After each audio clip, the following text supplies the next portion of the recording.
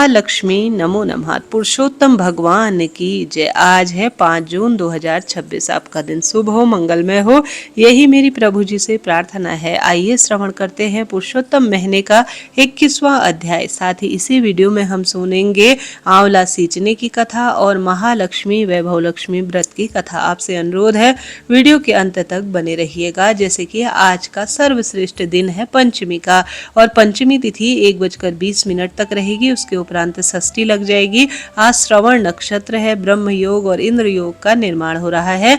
आप 5 जून राहु काल का अशुभ समय 10:45 से 12:25 के आसपास तक रहने वाला है। प्रिय श्रोताजनों, आज का दिन सर्वश्रेष्ठ है। अभिजीत मुहूर्त अर्थात हर कार्य की जीत का समय 11:58 से 12:52 के आसपास तक रहने वाला है। आज सर्वार्थ सिद्धि योग भी है, जो कि अपने आप में अद्भुत है। आज लाभ का चौघड़िया अर्थात हर कार्य में लाभ और सर्वश्रेष्ठ समय सुबह 7:24 से 9:05 के आसपास है। इस समय का लाभ उठाएं और भाग्य की रेखाएं प्रबल करें। मैं इसी समय आज का पंचांग भी आपको सुनाती हूँ। आप रोज सुनना चाहते हैं तो कमेंट्स में राधे राधे लिखें। पुरुषोत्तम भगवान की जय कहते हुए आइए 21वां अध्याय श्रवण करते हैं। आज के अध्याय में हम सुनेंगे मुनि वाल्मीकि जी का दृढ़ धनवा को पुरुषोत्तम मास के पूजन की विधि को संपूर्ण रूप से बतलाना। इससे पहले कल हमने सुना था कि किस तरह से पुरुषोत्तम महीने में क्या नियम है, किस स्वरूप में पूजन जो है विधान इत्यादि होता है। तो आज के विधान में पूर्ण विधि प्रभु जी द्वारा बतलाई गई है, जिसमें कहा गया है, वाल्मीकि जी बोले, पुरुषोत्तम भगवान की प्रतिमा को शुद्ध कर प्राण प्रतिष्ठा करें, अन्यथा मूर्ति धातु की ही सही रहती है। मूर्ति के दोनों गालों को दाहिने हाथ से स्पर्श कर उसमें हरि भगवान के प्राण प्रतिष्ठित करें। मूर्ति पर प्राण प्रतिष्ठित न करने से पहले जो स्वर्ण आदि धातु थी वह वैसे ही रह जाती है, उसमें देवता का वास नहीं होता है। अतः हे राजन, अन्य देवताओं की मूर्ति में भी देवत्व लाने के लिए प्राण प्रतिष्ठा अवश्य करनी चाहिए। पुरुषोत्तम के बीज मंत्र से सर्वश्रेष्ठ पूजन करने का प्रयत्न करना चाहिए। और साथ ही वेद मंत्र बोलने वाले ब्राह्मण निरंतर प्रतिमा के हृदय पर अंगूठा रखकर श्रेष्ठ मंत्रों का जप करते हुए हृदय में भी प्राण प्रतिष्ठा करें। इस मूर्ति में प्राण प्रतिष्ठित हो, इस मूर्ति में प्राण चलायमान हो, यह मूर्ति पूजा के लिए देवत्व को प्राप्त हो। स्वाहा, इस प्रकार यजुर्वेद के मंत्र कहते हुए वेद संबंधी मूल मंत्र वह अंग मंत्रों से प्रतिमा में सब जगह प्राण प्रतिष्ठित करे, अथवा नाम मंत्रों से चतुर्थी विभक्ति वह अंत में स्वाहा लगाकर उन देवताओं का अनुसरण करते हुए प्राण प्रतिष्ठित करें। इस प्रकार प्राण प्रतिष्ठा करने से श्री पुरुषोत्तम भगवान का ध्यान करें। श्रीवत्स से चिन्हित हृदय वाले, शांत नील कमल दल के समान कांति वाले, त्रिभंग मनोहर आकृति वाले ऐसे श्री राधिका सहित पुरुषोत्तम भगवान का ध्यान करें। देश और काल का उच्चारण संकल्प करें। नियम धारण करके मौन होकर पवित्र होकर 16 उपचारों से पुरुषोत्तम भगवान का पूजन करें। आवाहन, हे देव देवेश श्री कृष्ण पुरुषोत्तम, आप श्री राधिका सहित मेरे द्वारा दिए हुए पूजन को ग्रहण करें। श्री राधिका सहित पुरुषोत्तम भगवान को नमस्कार करें। ऐसा कहकर आवाहन करें। आसन, हे पुरुषोत्तम देव देवेश्वर, अनेक प्रकार से रत्नों से जड़ित सुवर्ण से शोभित ऐसे आसन को ग्रहण करें। यह कहकर आसन समर्पित करें।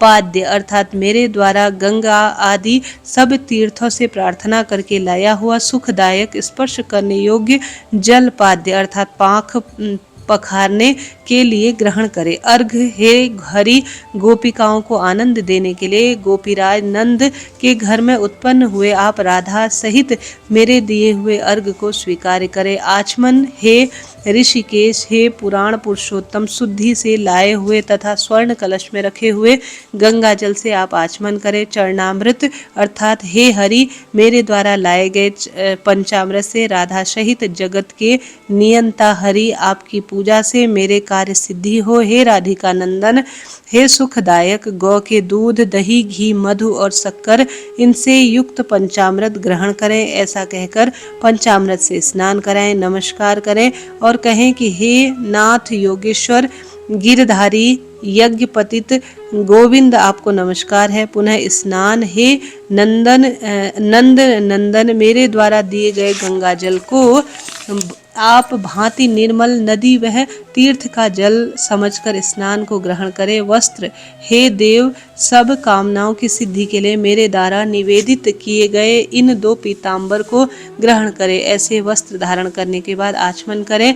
उत्तरीय वस्त्र यज्ञोपवीत, हे दामोदर, आपको नमस्कार है। इस संसार सागर से आप मेरी रक्षा करें और अंगोछा सहित यज्ञोपवीत देवें। चंदन से, हे सुरेश्वर, सुगंधित से पूरित मनोहर दिव्य चंदन आपके लिए विलेपन को है, इसे प्रीति से ग्रहण करें। ऐसा कहकर चंदन लगाएं। अक्षत, हे पुरुषोत्तम, मेरे भक्ति से लाए हुए केसर में रंगे हुए सुंदर अक्षत ग्रहण करें। ऐसा कहकर अक्षत दे। पुष्प, हे प्रभु, मेरे द्वारा लाए गए इन माल्यादि, चमेली आदि के सुगंधित पुष्पों को ग्रहण करें। पुष्पों को समर्पित कर फिर अंग पूजा करें। नंद यशोदा के पुत्र केशी दैत्य को मारने वाले, पृथ्वी पर भार उतारने वाले, अनंत विष्णु के रूप को धारण करने वाले प्रद्युमन, अनिरुद्ध, नीलकंठ, सकलाधृत, वाचस्पति, केशव और सर्वात्मा, इन नामों से पैर, टकना, जानु, जंघा, कटी, मेरु, नाभि, हृदय, कंठ, दोनों भुजा, मुख, नेत्र, सिर आदि सवर्गों को पुष्प लेकर क्रम से चतुरंतर नामों से विश्व विख्यात जगतपति की पूजा करें। इस प्रकार प्रति अंग की पूजा कर कर फिर चतुरानंद केशव के नाम मंत्रों से एक एक पुष्प हाथ में लेकर पुरुषोत्तम भगवान की पूजा करें। फिर धूप, दीप, वनस्पति के रस गंध से युक्त सुगंध तथा सब देवताओं को सूंघने योग्य इस धूप को आप ग्रहण करें। ऐसा कहते हुए धूप दें। दीप, हे परमधाम, आप सब देवताओं के ज्योति स्वरूप तेजस्वियों के उत्तम तेज है, स्वयं प्रकाशमान है, परमधाम है और दीप आप ग्रहण करें। यह कहकर दीप जलाएं। नैवेद्य, हे देव, नैवेद्य ग्रहण करें और मेरी भक्ति को अचल करके मुझे इच्छित वर दीजिए तथा परमेश्वर परलोक में परम गति प्रदान करे। यह कहकर नैवेद्य समर्पित करे, बीच में जल दें, फिर अंत में उत्तरापोषण अर्थात आचमन दे और हे हरीश्वर, स्वर्ण के कलश पर लाए हुए गंगा जल से आचमन करो। यह कहकर आचमन दे। फल, हे देव, मैं फल में आपके आगे ऐसे रखे हैं, अंततः मुझे जन्म जन्मांतर में श्रेष्ठ फल मिले। ऐसा कहकर श्रीफल दें। करोद्वतन अर्थात हे परमेश्वर, गंध कपूर युक्त कस्तूरी आदि से सुगंधित करोद्वतन अर्थात हाथों को शुद्धि का उपटन ग्रहण करें।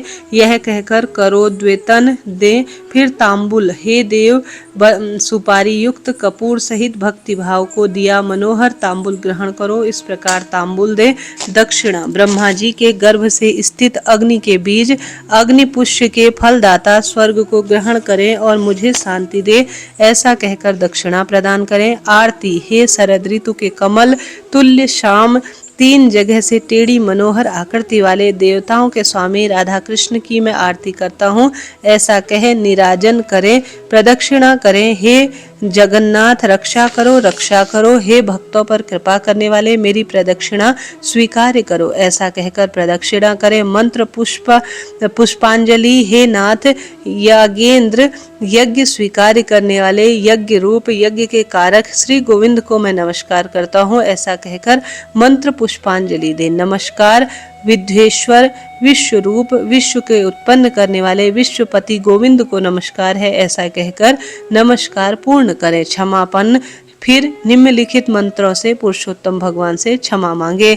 मंत्रहीनम क्रियाहीनम भक्तिहीनम जनार्दनम यत पूजितम मया देव परिपूर्णम तदस्तु मे। नाम मंत्र के अंत में स्वाहा लगाकर नित्य तिलों से हवन करें। पुरुषोत्तम भगवान का नित्य पूजन करें। पुरुषोत्तम की प्रीति के लिए हर संपूर्ण अर्थों के फलों की सिद्धि के लिए महीने भर तक अखंड दीपक जलाएं और निम्न मंत्रों का जप करें। यश समास्त्रतम च नामोकृता तपो यज्ञ क्रियादिषु न्यून संपूर्णतया याति सदो बंधे तम अच्युतम। भगवान जनार्दन को नमस्कार करके बार बार नमस्कार कर बारंबार प्रणाम करें। प्रसाद वश में जो पूजन में कमी रह गई हो सो सब परिपूर्ण हो, यह कहकर सुख से विचरे। इस पृथ्वी पर मनुष्य जन्म पाकर जो लोग पुरुषोत्तम मास के आने पर नवीन मेघ तुल्य श्याम वर्ण वाले राधा सहित पुरुषोत्तम भगवान को इस प्रकार भक्ति भाव और सच्चे मन से सच्चे भाव से नित्य प्रतिदिन वैष्णव ब्राह्मण को गुरु बनाकर पूजेगा, वह इस लोक में अमित सुख भोग कर अंत में वैकुंठ की ओर जाएगा। प्रिय श्रोताजनों, पुरुषोत्तम महत्व में 21वां अध्याय समाप्त हुआ। कल हम 22वां अध्याय सुनेंगे। 22वें अध्याय में राजा दृढ़धनवा को पुरुषोत्तम व्रत में भोजन आदि के नियम का वर्णन मिला है। कल की कथा आप सुनना चाहते हैं तो चैनल को सब्सक्राइब करें और राधे राधे लिखें। अब आइए महालक्ष्मी व्रत की संपूर्ण कथाओं का रसवादन लक्ष्मी की कथा में लिखा गया है। एक समय की बात है, एक सेठ जी थे। उनके घर में पीढ़ियों से धन प्रचुर मात्रा में था और वह अथाह धन के स्वामी थे, परंतु लक्ष्मी जी का स्वभाव तो चंचल है, आज यहाँ तो कल वहाँ। उनका मन सेठ जी के घर से अब पूरी तरह से भर गया था। वह किसी दूसरे के घर जाने के लिए अब माँ लक्ष्मी लालायित हो उठी थी। एक रात माता लक्ष्मी सेठ जी के स्वप्न में आती हैं। सेठ जी ने देखा लाल वस्त्रों में सजी धजी बहुत सुंदर स्त्री उनके घर से बाहर जा रही हैं। सेठ जी ने उनसे पूछा, देवी आप कौन है? मेरे घर से आप कहाँ जा रही हैं और हमारे घर आप कब आई और आप कब से यहाँ वास कर रहे हैं और भला ऐसा क्या कारण है कि आप हमें छोड़कर जा रही हैं? माता बोली, मैं तुम्हारे घर वैभव लक्ष्मी रूप में आई थी, कई पीढ़ियों से तुम्हारे घर पर निवास करती थी। अब मेरा यहाँ मन उब गया है, अब मेरा यहाँ समय समाप्त हो गया है, इसलिए मैं यह घर छोड़कर जा रही हूँ। परंतु तुम पर मैं अत्यंत प्रसन्न हूँ, क्योंकि जितने समय के लिए तुम्हारे पास रही सदा सर्वदा तुमने मेरा सदुपयोग किया, संतों को घर पर आमंत्रित किया, उनकी सेवा की, गरीबों को भोजन कराया, धर्मात्मा हेतु कुएं बनाए, गौशाला और प्याऊ बनाया, कुंवारी लड़कियों के तुमने विवाह कराए और तुम कथा और भागवत भी बहुत सुंदर रूप में कराते थे।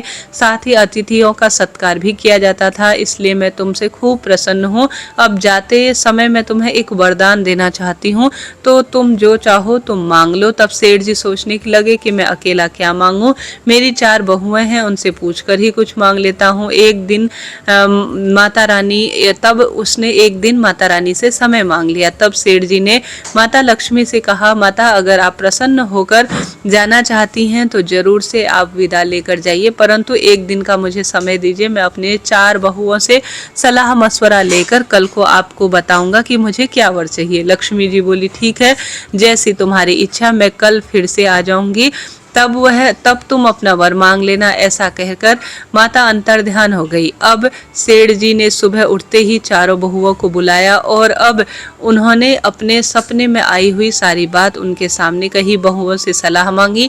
सेठ जी की सबसे बड़ी बहू बोली, आप माता के से सारे जो अनाज के गोदाम है ना वह भरवा लीजिए ताकि खाने की कोई कमी ना हो। सेठ जी की दूसरी बहू से पूछा तो वह बोली, पिताजी इतने अनाज रहेंगे तो उनमें कीड़े पड़ जाएंगे, अनाज खराब हो जाता है। ऐसे में पिताजी आप ऐसा करो, सोना चांदी और हीरा मोती भरवा लो। सेठ जी सोच में पड़ गए कि क्या किया जाए। तब तीसरी बहू से पूछा, वह बोली, पिताजी हम 4 के लिए खूब सारा धन महल मांग लो, खूब पैसा होगा, आने वाले जो पीढ़ियां होंगी ना बैठकर खाएंगी। तो सेठ जी अब भी सोच में पड़ गए कि क्या मांगूं। तब उनमें से एक छोटी बहू थी, वो बहुत धार्मिक प्रवृत्ति की थी और बुद्धिमान भी थी और मध्यम वर्गीय परिवार से थे और बहुत बुद्धिमान थी। गरीब सी लड़की थी, सब मजाक उड़ाते थे, परंतु ससुर जी जानते थे यह बहुत ही बढ़िया है और उत्तम विचार की है। वह बोली, पिताजी लक्ष्मी जी को जाना होगा ना तो वह अवश्य चली जाएंगी, फिर धन संपत्ति कुछ भी नहीं टिकेंगी। अगर आप जो मेरी माने तो एक सलाह मैं आपको देती हूँ, जिससे कि हमारे घर में अन्न धन भी रहेगा और हमारे घर में धन लक्ष्मी स्थिर रूप से वास भी करेंगी। और जो धन अगर आप मांगेंगे तो हमारी आने वाली पीढ़ियां अहंकार और आलसी हो जाएंगी। इसलिए पिताजी आप लक्ष्मी जी से कहिएगा कि अगर वह जाना चाहती हैं तो प्रसन्न होकर जाएं, किंतु हमें यह वरदान दे कि हमारे घर में सज्जनों की सेवा होती रहे, हरि कथा होती रहे, मेहमान आए तो उनका आदर सत्कार भी सदा सर्वदा होता रहे, परिवार के सभी सदस्यों में प्रेम बना रहे, क्योंकि अगर प्रेम होगा तो परिवार में कोई परेशानी भी आएगी तो मिलजुल कर सब काट लेंगे। सेठ जी को छोटी बहू की बात खूब जो है समझ में आई, वह प्रसन्न हो गए, वह खुशी खुशी रात होने का इंतजार करने लगे।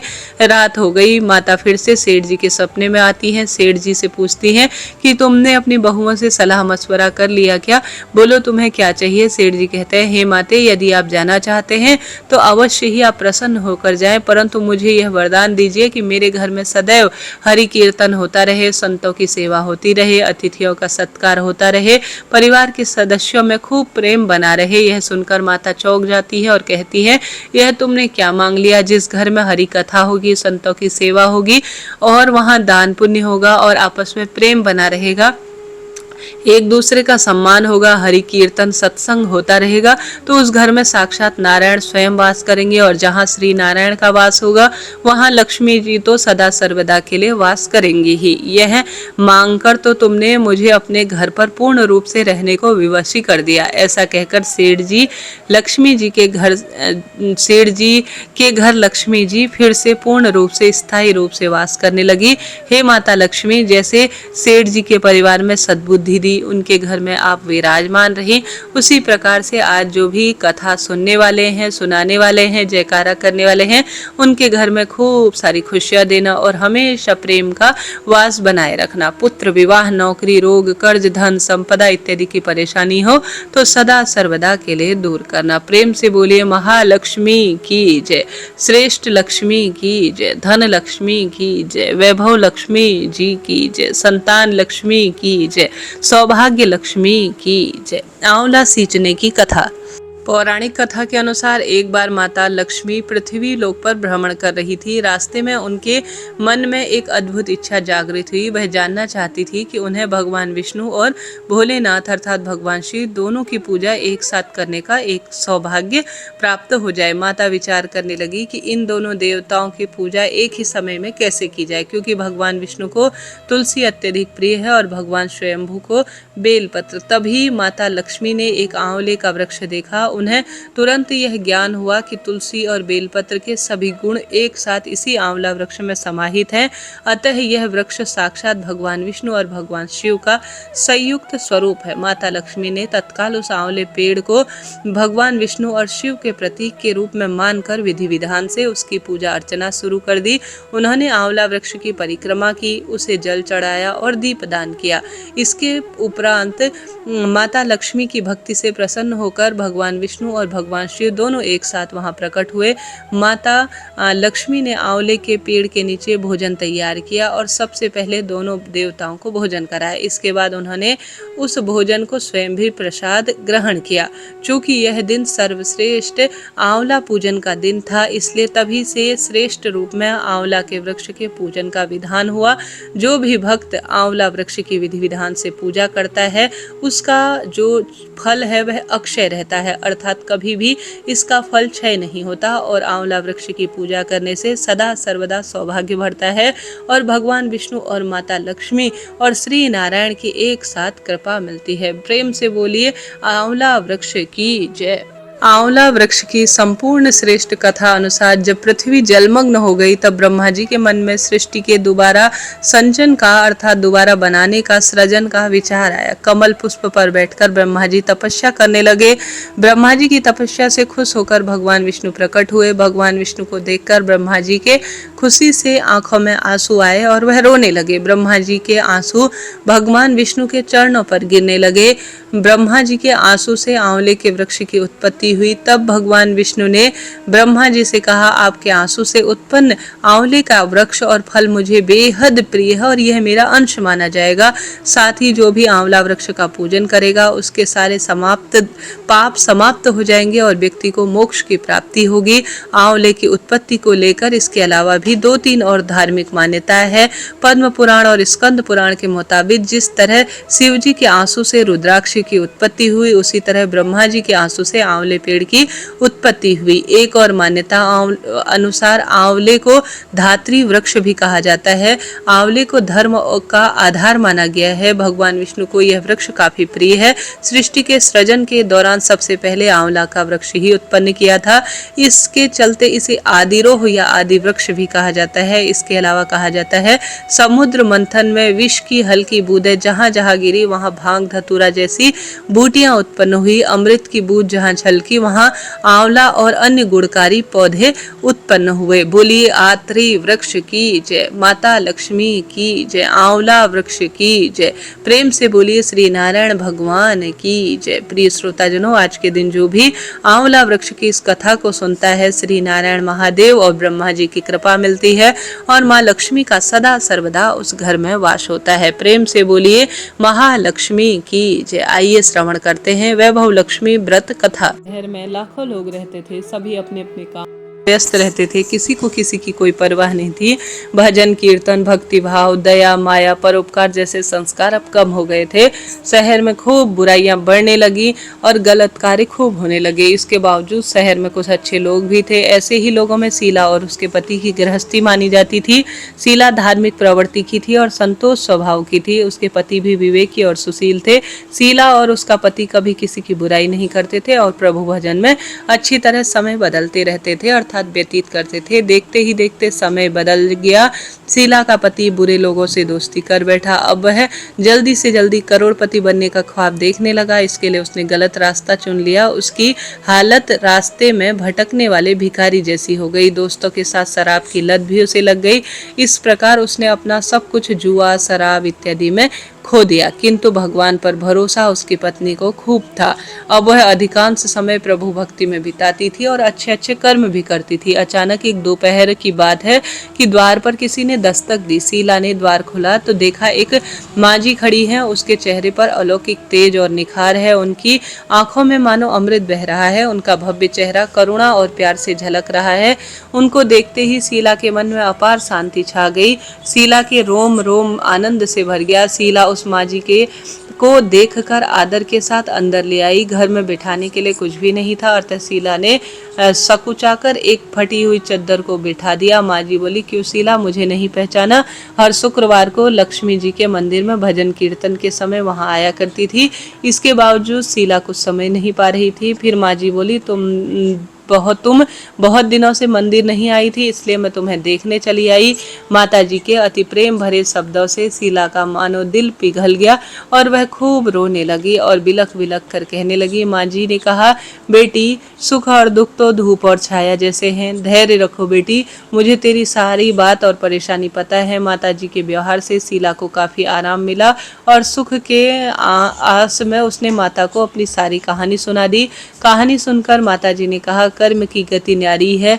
हर इंसान अपने कर्म को भुगतता है, इसलिए तू चिंता मत कर। तू अपने कर्म भुगत चुकी है, अब तुम्हारे सुख के दिन अवश्य आएंगे। तू तो माँ लक्ष्मी की महाभक्त है। माँ लक्ष्मी तो प्रेम और करुणा की अवतार है। वह अपने भक्तों को हमेशा ममता में रखती है, इसलिए तू धैर्य रखकर माँ लक्ष्मी के व्रत कर, इससे सब ठीक हो जाएगा। शीला के पूछने पर माँ जी ने उसे व्रत की विधि बताई। माँ जी ने कहा, बेटी, माँ लक्ष्मी का व्रत बहुत सरल है। उसे वरद लक्ष्मी या वैभव लक्ष्मी व्रत के नाम से जाना जाता है। यह व्रत करने वाले को सब मनोकामना पूर्ण हो जाती है। यह सुख, संपत्ति और यश प्रदान करने वाला व्रत है। शीला यह सुनकर आनंदित हो गई। शीला ने संकल्प करके आंखें खोली तो सामने कोई नहीं था। वह आश्चर्यचकित हो गई कि माँ जी कहाँ है। शीला को तत्काल समझते देर नहीं लगी कि माँ जी कोई और नहीं, साक्षात माँ लक्ष्मी है। दूसरे दिन शुक्रवार था। सवेरे स्नान करके स्वच्छ कपड़े पहनकर शीला ने माँ जी द्वारा बताई गई विधि से पूरे मन से व्रत किया। आखिर में प्रसाद वितरित हुआ। यह सब देख पहले पति को सबसे उसने प्रसाद खिलाया। प्रसाद खाते ही पति के स्वभाव में फर्क पड़ गया। उस दिन उसने शीला को मारा नहीं, सताया नहीं। शीला को बहुत आनंद हुआ। उसके मन में वैभव लक्ष्मी के लिए श्रद्धा बढ़ गई। शीला के पूर्ण श्रद्धा और भक्ति से 21 शुक्रवार तक महालक्ष्मी का पूर्ण व्रत किया। 21वें शुक्रवार को माँ जी के कहे अनुसार वैभव लक्ष्मी व्रत के करके 7 स्त्रियों को वैभव लक्ष्मी व्रत की 7 पुस्तकें उपहार में दी। फिर माता जी ने धन लक्ष्मी स्वरूप को वंदन करके उनके भाव से मन में प्रार्थना कर कर वह कहने लगी, हे माँ लक्ष्मी, मैंने आपका वैभव लक्ष्मी व्रत बड़ी मन्नत से आज पूर्ण कर लिया था और मेरी मनोकामना भी पूर्ण हुई। हे माँ, मेरी विपत्ति अब तुम्हें पूर्ण रूप से दूर करनी चाहिए। हम सबका कल्याण करो। जिसे संतान न हो उसे संतान दो और जिसके सौभाग्य न हो उसे सौभाग्य अखंड रूप में देना। कुंवारी लड़की को मन भावन पति देना। जो आपका यह चमत्कारी वैभव लक्ष्मी व्रत करे उसकी सब विपत्ति दूर करना, सभी को सुख देना। हे माँ, आप अपरंपार है और आपकी महिमा भी अपरंपार है। ऐसा बोलकर लक्ष्मी जी के धन लक्ष्मी स्वरूप को प्रणाम किया। व्रत के प्रभाव से शीला का पति अच्छा आदमी बन गया। कड़ी मेहनत करके व्यवसाय करने लगा। उसने तुरंत ही शीला के गिरवी रखे धन को छुड़ा लिया। घर में धन अचानक बढ़ने लगा। घर में पहले जैसी सुख शांति छा गई। वैभव लक्ष्मी व्रत के प्रभाव को देखकर मोहल्ले की सभी स्त्रियां भी वैभव लक्ष्मी व्रत करने लगी। वैभव लक्ष्मी व्रत 7, 21 या 11 जितने भी शुक्रवार की मन्नत मांगी हो उतने शुक्रवार तक व्रत श्रद्धा और भावना से करना चाहिए। आखिरी शुक्रवार को इसका शास्त्रीय विधि अनुसार उद्यापन करना चाहिए। आखिरी शुक्रवार को प्रसाद के लिए खीर बनानी चाहिए। जिस प्रकार हर शुक्रवार को हम पूजन करते हैं वैसे ही पूजन करना चाहिए। माँ के सामने एक श्रीफल फोड़े। कम से कम 7 कुंवारी कन्या या सौभाग्यवती स्त्रियों को कुमकुम और तिलक लगाएं। माँ वैभव लक्ष्मी व्रत की पुस्तक एक एक प्रति रूप में उपहार देनी चाहिए। सबको खीर का प्रसाद देना चाहिए। इसके बाद लक्ष्मी जी को श्रद्धा पूर्वक प्रणाम करना चाहिए। फिर माता लक्ष्मी के धन लक्ष्मी स्वरूप की छवि को वंदन कर कर मन ही मन भाव और प्रार्थना करें, हे माँ धन लक्ष्मी, मैंने आपका वैभव लक्ष्मी व्रत मन्नत पूर्ण करने के लिए मांगा था।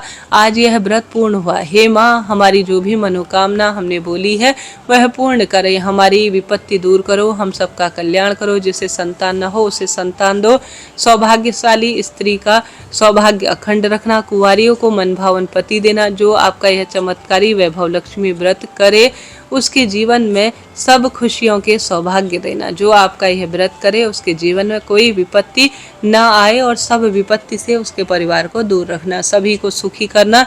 हे माँ, आपकी महिमा अपरंपार है, आपकी जय हो। ऐसा बोलकर लक्ष्मी जी के धन लक्ष्मी स्वरूप छवि को प्रणाम करना। प्रेम से बोलिए, ओम महालक्ष्मी नमो नमः, वैभव लक्ष्मी नमो नमः, वैष्णवे नमः, ओम श्री परमात्मने नमः, ओम श्री विराट पुरुषाय नमः, ओम श्री क्षेत्र क्षेत्राय नमः, ओम श्री केशवाय नमः, ओम श्री पुरुषोत्तमाय नमः, ओम श्री ईश्वराय नमः, ओम श्री ऋषिकेशाय नमः, ओम श्री पद्मनाभाय नमः, ओम श्री विश्वकर्मणे नमः, ओम श्री कृष्णाय नमः, ओम श्री प्रजापते नमः, ओम श्री हिरण्यगर्भाय नमः,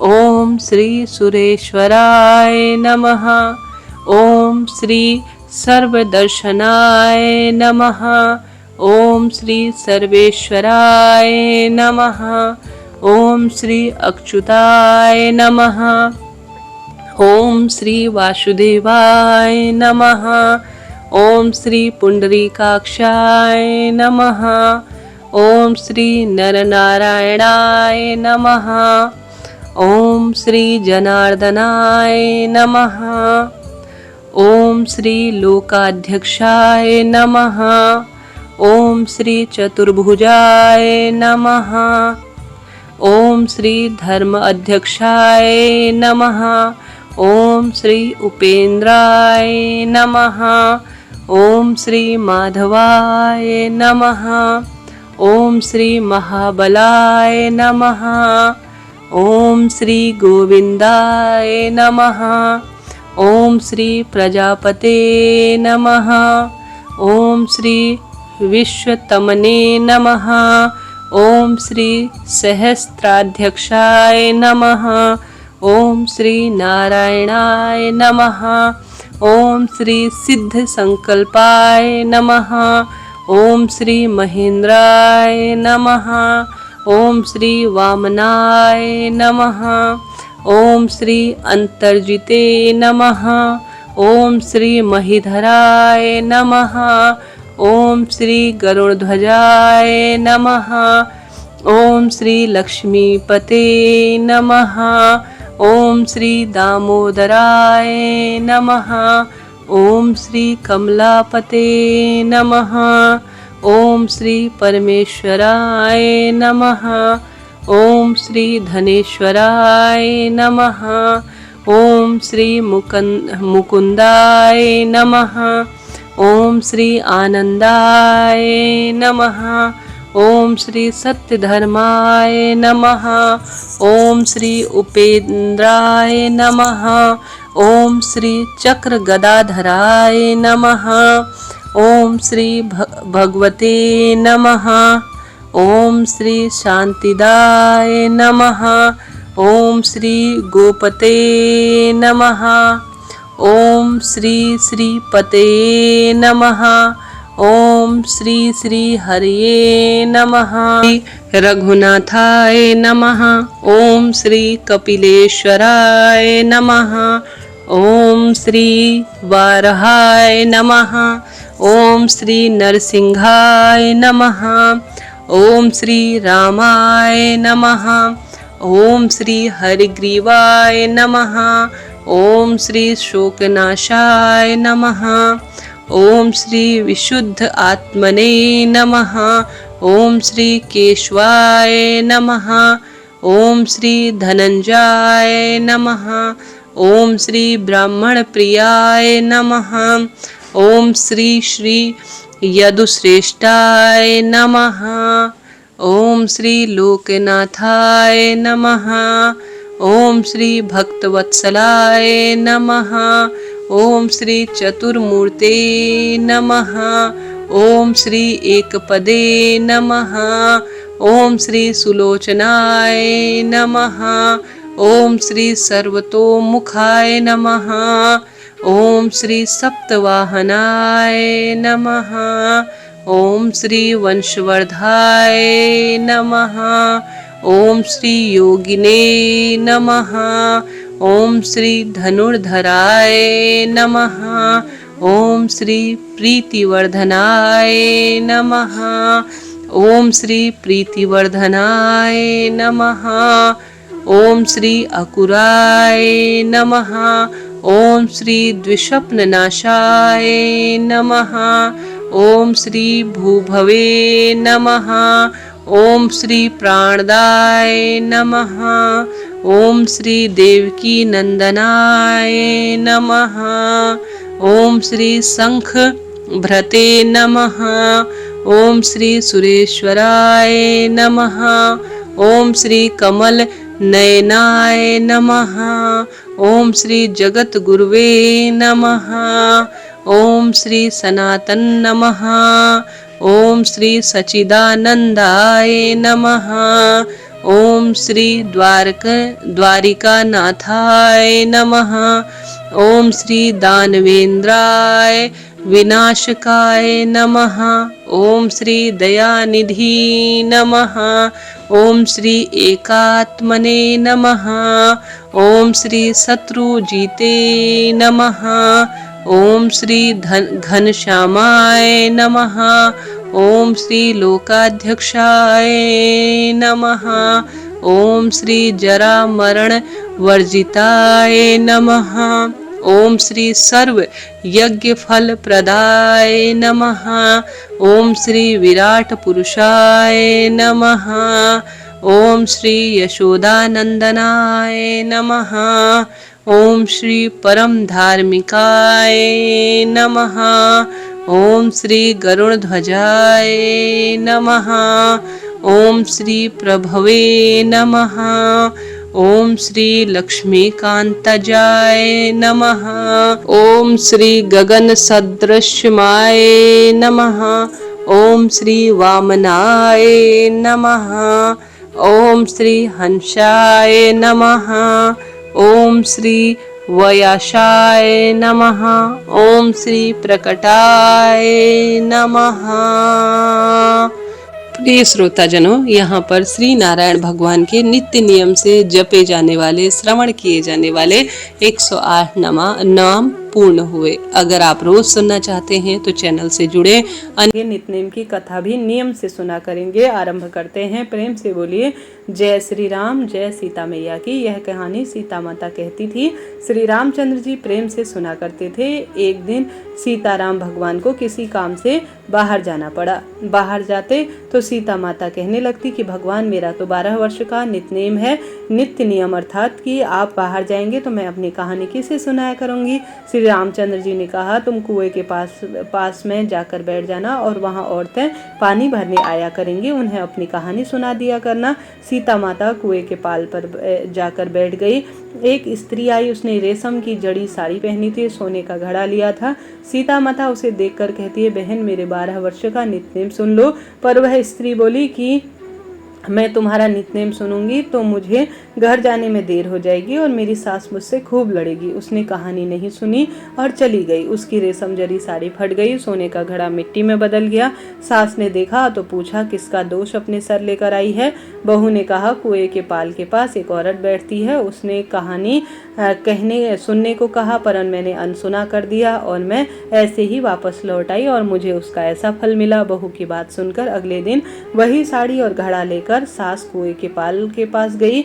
सास को वहीं सीता माता बैठी हुई मिली। सीता माता ने कहा, बहन अपनी कहानी मुझे सुना दो। तो सीता माता खुश हो गई। सास बोली कि तुम्हारी कहानी तो एक बार मैं कई बार सुन लूंगी, तो मैं जो है तुम्हें सुनाती हूँ। ऐसा सीता माता बड़ी प्रसन्नता पूर्वक हंसते हुए बोली। सीता माता बोली, राम आए, लक्ष्मण आए, देश के पुजारी आए, नित्यनेम का नेम लाए, आओ राम बैठो राम, तपी रसोई जीमो राम, माखन मिश्री खाओ राम, दूध बताशा पियो राम, सूत के पल का मोठो राम, शाल दुशाला पोठो राम, शाल दुशाला ओढ़ो राम। जब बोलूं जब राम ही राम, राम सवारे सबके काम, खाली घर भंडार भरेंगे, सबका बेड़ा पार करेंगे, जय श्री राम, जय जय राम। सास बोली कि बहन कहानी तो बहुत ही अच्छी लगी। कहानी सुनकर सास घर चली गई और उसकी साड़ी फिर से रेशम जरी बन गई, मिट्टी का घोड़ा फिर से सोने का हो गया। बहू कहने लगी, सासू माँ आपने यह सब कैसे किया। सास ने कहा, तू बहू दोष लेकर आई थी, मैं दोष उतार कर आ रही हूँ। बहू ने फिर पूछा कि कुएं पर वह स्त्री कौन थी। सास बोली, वो तो सीता माता थी, वह पुराने को नया कर देती है, खाली घर के भंडार भर देती है, वह लक्ष्मी जी का घर में वास करा देती है, आदमी की जो भी इच्छा हो उसे पूरा कर देती है। बहू बोली, ऐसी कहानी मुझे भी सुना दो। सास बोली, ठीक है तुम भी सुन लो। सास ने कहानी कहना शुरू किया।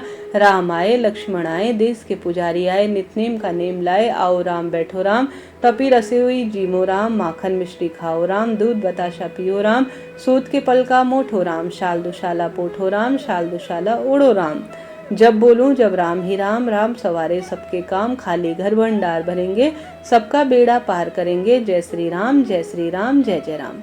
कहानी सुनकर बहू बोली कि कहानी तो बहुत अच्छी है। सास ने कहा कि ठीक है, हर रोज हम कहानी सुना करेंगे। अब सास बहू रोज सुबह उठती, नहाती धोती, पूजा करने के बाद नित्य नियम से सीता माता की कहानी सुनती। एक दिन उनके यहाँ एक पड़ोस की औरत आई और बोली, बहन जरा सी आँच देना। तो वह बोली, आँच तो अभी हमने जलाई ही नहीं है। पड़ोसन ने कहा, अरे कैसी बात हो गई, सुबह 4 बजे उठकर क्या कर रही थी तुम लोग। उन्होंने कहा, सुबह उठकर हम पूजा करते हैं, फिर सीता माता के नित्यनेम की कहानी कहते हैं। पड़ोसन ने उनकी बात सुनकर फिर सीता माता की कहानी कहने से तुम्हारे को क्या मिला, ऐसा बोला। वह बोली, इसकी कहानी सुनने से घर में भंडार भर जाते हैं, सारे काम सिद्ध हो जाते हैं, मन की इच्छा पूरी हो जाती है। पड़ोसन कहती है, बहन ऐसी कहानी तो मुझे भी सुना दो। वह बोली, ठीक है तुम भी यह कहानी सुन लो। राम आए, लक्ष्मण आए, देश के पुजारी आए, नित्यनेम का नेम लाए, आओ राम बैठो राम। सारी कहानी सुनने के बाद पड़ोसन कहने लगी, बहन कहानी तो बहुत अच्छी लगी। अब वह पड़ोसन भी नित्य नियम से सीता माता की कहानी कहने लगी। कहानी कहने से सीता माता ने पड़ोसन के भी भंडार भर दिए। अब तो पूरे मोहल्ले में सीता माता के नित्यनेम की कथा चल पड़ी। हर किसी को ये मनोकामना तुरंत पूर्ण होने लगी। हे सीता माता, जैसे आपने उनके घर के भंडार भरे, वैसे ही हमारे घर के भंडार भरना, पुत्र पौत्र का वरदान देना और सौभाग्य सभी का बनाए रखना। कहानी सुनने वालों के और कहानी कहने वालों के भी जीवन में कोई भी परेशानी ना आए, बस यही प्रार्थना है। प्रिय श्रोताजनों, इस तरह से यह कथा थी। प्रेम से बोलिए सीता माता की जय, श्री रामचंद्र भगवान की जय।